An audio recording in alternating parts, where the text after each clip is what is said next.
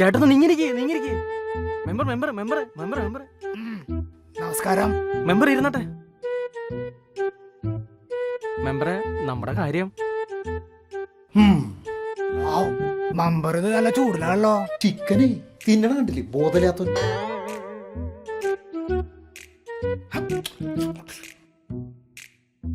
Chicken ഉണ്ടല്ലോ തിന്നരുത്.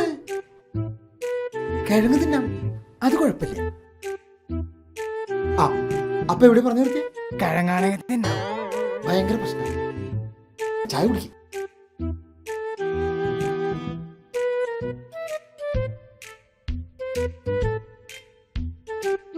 അതൊക്കെ ഞാൻ ശരിയാക്കാം, നീ വേഗം ചായ കുടിക്കും.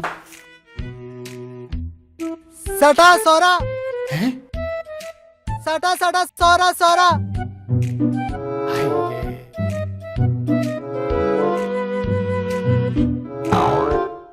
പൈസണ്ടേ. ഇന്നത്തെ കാലത്ത് നമ്മൾ കൂടുതലായിട്ടും അനുഭവപ്പെടുന്ന ഒരു രോഗമാണ് പൈൽസ്, അതുപോലെ തന്നെ ഫിസ്റ്റുല, അതുപോലെ തന്നെ ഫിഷർ. ഈ 3 കാര്യങ്ങളും നമ്മുടെ കൃത്യമല്ലാത്ത ആഹാര രീതി കൊണ്ടും ഉറക്കക്കുറവ് കൊണ്ടും അതുപോലെ തന്നെ വ്യായാമക്കുറവ് കൊണ്ടും നമ്മുടെ ശരീരത്തെ ബാധിച്ച് അത് ദഹനത്തെ ബാധിച്ച് ദഹനക്കുറവ് കൊണ്ട് വരുന്ന അസുഖങ്ങളാണ്. ഈ 3നും അടിസ്ഥാന ഘടകം എന്ന് പറയുന്നത് നമ്മുടെ കഴിക്കുന്ന ആഹാരം തന്നെയാണ്. നമ്മൾ അധികം ദഹനത്തിന് കുറയ്ക്കുന്ന രീതിയിലുള്ള ഭക്ഷണം കഴിക്കുമ്പോൾ അതുപോലെ തന്നെ വ്യായാമക്കുറവ് കൊണ്ടും നമ്മുടെ ദഹനശേഷി കുറയുന്നു.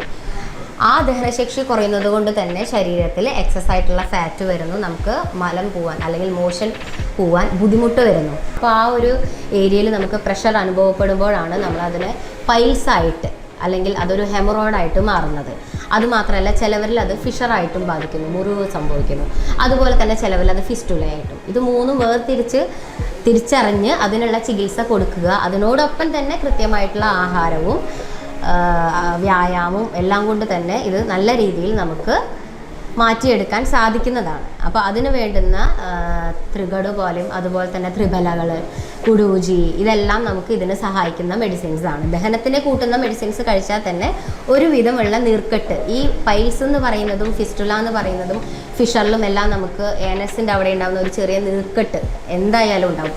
ആ നീർക്കെട്ടിനെ കുറച്ച് ദഹനം മോഷൻ കൃത്യമായിട്ട് പോവാന്നുള്ള രീതിയിലാക്കിയാൽ തന്നെ നമ്മുടെ അസുഖം പകുതി ഭേദമായി.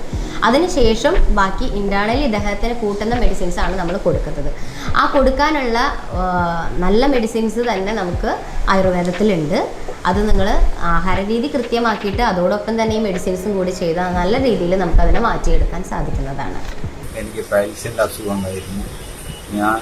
എനിക്ക് അലോപ്പതി ഡോക്ടർ പറഞ്ഞു ഓപ്പറേഷൻ ചെയ്യേണ്ടിയിരുന്നു. ഞാൻ ഇവിടെ വന്ന് മരുന്ന് കഴിച്ചതിന് ശേഷം 15 ദിവസം മരുന്ന് കഴിച്ചതിന് ശേഷം വളരെയധികം ബ്ലീഡിങ് നിന്ന് പോയി, വളരെ സുഖമുണ്ട്.